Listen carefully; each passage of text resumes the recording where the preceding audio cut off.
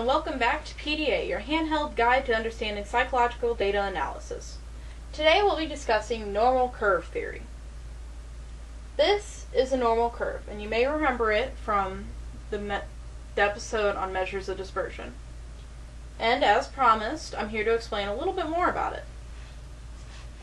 This is the mean. The entire curve is symmetrical about the mean. So this side, which if you remember is one standard deviation, as denoted by the line, this part is going to be exactly equal to this part.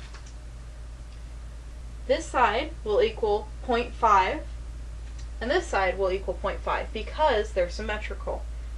The entire area under the curve should equal 1. If you notice, there are no numbers under here yet. If you remember from the past episode, I had the mean, which is 4.5, and all the standard deviations calculated out for that.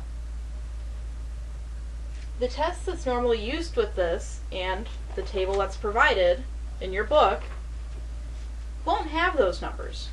We need to standardize or normalize all of our data so that we can compare it to everything.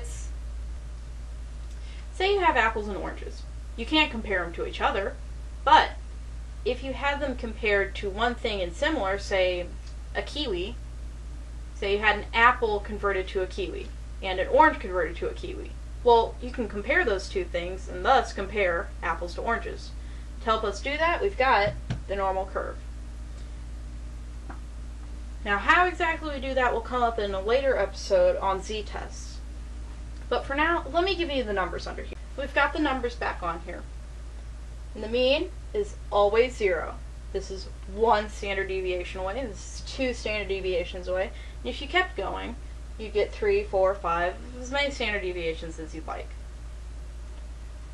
Now for the percentile part of this.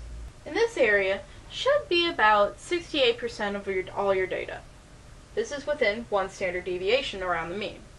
Within 2 standard deviations, you should get about 95% of your data. By the time you get to 3 standard deviations, you should have 99.7% of your data.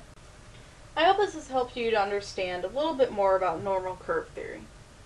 If you have any more questions or you'd just like to know a little bit more about normal curve, follow the link at the end.